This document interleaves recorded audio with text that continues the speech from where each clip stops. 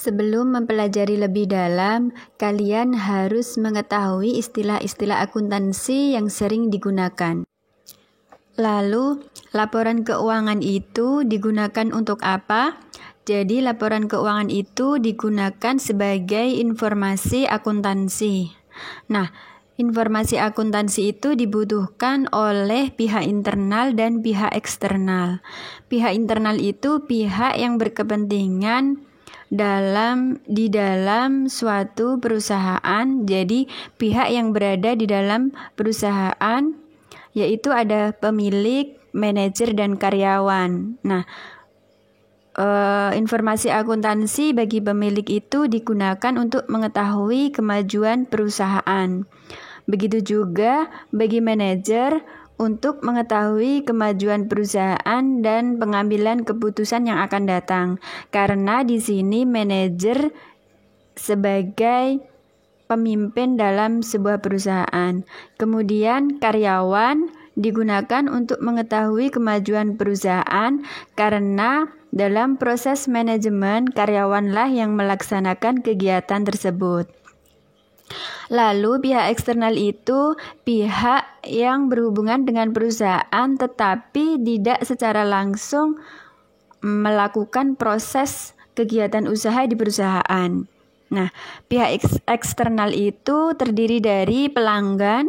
Nah, pelanggan ini informasi akuntansinya digunakan untuk mengetahui kelangsungan usaha perusahaan tersebut. Kemudian bagi kreditur untuk mengetahui atau menilai kemampuan perusahaan dalam melunasi pinjamannya. Seberapa besar perusahaan dapat melunasi utang-utangnya. Lalu bagi pemerintah digunakan untuk menentukan besarnya pajak. Jadi, penghasilan perusahaan itu dipakai dalam perhitungan pajak perusahaan. Kemudian bagi investor untuk menentukan keputusan membeli, menahan, atau menjual sahamnya pada perusahaan tersebut. Jadi, apakah investor itu mau menanamkan sahamnya di perusahaan tersebut atau tidak? Selanjutnya kita masuk pada materi siklus akuntansi. Seperti yang sudah disinggung pada video sebelumnya. Siklus akuntansi itu dibuat dari dokumen, yaitu bukti transaksi yang sudah dijelaskan pada video sebelumnya. Lalu dokumen tersebut akan dicatat ke dalam jurnal umum dan diposting ke buku besar. Nah, inilah yang disebut dengan tahap pencatatan. Setelah tahap pencatatan, kita masuk pada tahap pengikhtisaran yang terdiri dari neraca saldo. Jadi saldo-saldo yang ada di buku besar nanti akan dipindah atau dicatat dalam neraca saldo. Nah, kadang-kadang pada akhir periode itu kita membutuhkan penyesuaian karena ada ketidaksesuaian antara catatan dengan kenyataan.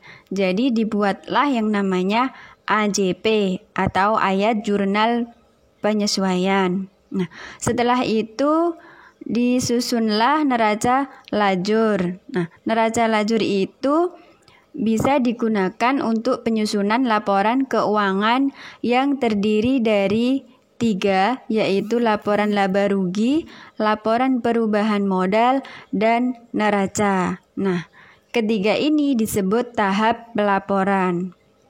Kemudian setelah laporan keuangan selesai, di akhir periode dibuatkan yang namanya jurnal penutup. Nah, setelah jurnal penutup, yang terakhir neraca saldo setelah penutupan dan jurnal pembalik. Nah, itulah siklus dari penyusunan laporan keuangan yang dikenal dengan istilah siklus akuntansi.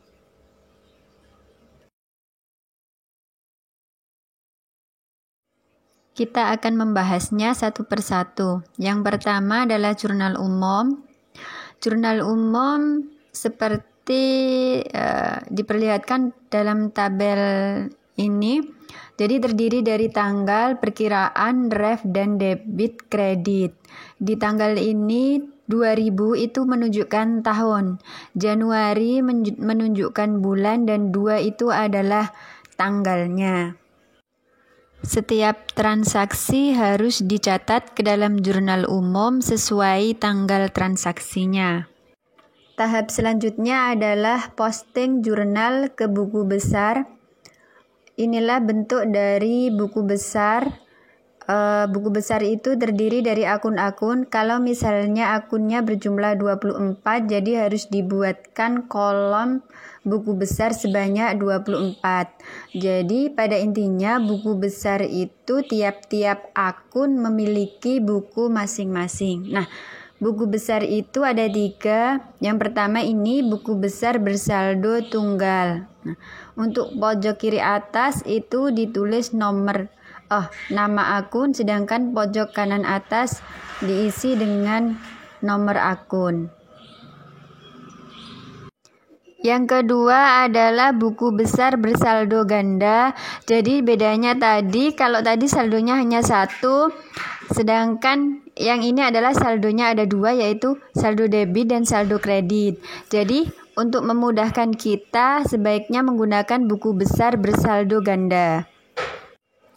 Yang ketiga adalah buku besar bentuk T. Jadi buku besar ini adalah buku besar yang paling sederhana, bentuknya seperti huruf T. Nah, kalau menggunakan buku besar ini berarti harus tahu konsep dulu tentang buku besar. Tahap selanjutnya adalah memasukkan saldo-saldo buku besar ke dalam neraca saldo. Ini adalah bentuk dari neraca saldo. Kolom nomor perkiraan diisi nomor perkiraan dan perkiraan diisi akunnya. Tahap selanjutnya adalah penyusunan ayat jurnal penyesuaian atau disingkat dengan AJP. Nah, kolomnya sama dengan jurnal umum, tidak merubah bentuknya sama sekali.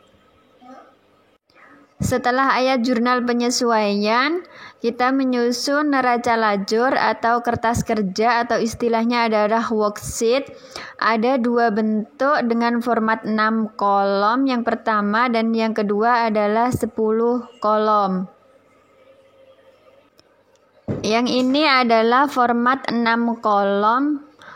Nah, neraca lajur ini memudahkan kita untuk menyusun laporan keuangan. Yang kedua adalah neraca lajur dengan format 10 kolom. Jadi ada 10 kolom dalam neraca lajur tersebut yang terdiri dari neraca saldo, AJP, neraca saldo disesuaikan, laporan laba rugi, dan neraca. Selanjutnya adalah tahap pelaporan, yaitu penyusunan laporan keuangan yang terdiri dari 3. Yang pertama ini adalah laporan laba rugi, fungsinya untuk mengetahui laba atau rugi perusahaan seperti yang ditampilkan dalam video tersebut. Jadi laporan laba rugi terdiri dari isinya adalah perkiraan nominal, yaitu pendapatan dan beban. Laporan keuangan yang kedua adalah laporan perubahan modal. Di sini untuk mengetahui modal akhir dari perusahaan tersebut setelah melalui sebuah proses. Jadi isinya adalah modal awal, laba atau rugi, prive, penambahan atau pengurangan modal, dan modal akhir. Untuk proses nanti akan kita bahas pada pertemuan selanjutnya. Laporan keuangan yang ketiga adalah neraca. Di dalam neraca terdapat akun real, yaitu harta, utang, dan modal, atau aktiva dan pasiva. Nah, inilah yang merupakan informasi akuntansi yang dibutuhkan oleh para stakeholder. Ini adalah tahap akhir dalam penyusunan siklus akuntansi, yaitu jurnal penutup. Fungsinya untuk menutup perkiraan nominal atau mengenolkan perkiraan nominal, yaitu pendapatan dan beban. Nah, jurnal ini sama dengan jurnal-jurnal yang lainnya bentuknya, dibuat pada akhir periode. Jurnal penutup akan diposting juga ke dalam buku besar sehingga akun nominal yaitu pendapatan dan beban akan bersaldo 0. Nah, sedangkan akun-akun real tetap akan bersaldo. Jadi, akun-akun real itu akan dimasukkan ke dalam neraca saldo setelah penutupan. Neraca saldo setelah penutupan merupakan tahap akhir dari penyusunan siklus akuntansi dalam satu periode. Selanjutnya adalah jurnal pembalik. Nah, jurnal ini dibuat pada awal periode berikutnya. Nah, ini digunakan untuk membalik jika ada perkiraan real baru. Maksudnya adalah di AJP ada sedangkan di neraca saldo tidak ada. Cara pencatatan tiap-tiap tahap akan kita pelajari pada video berikutnya.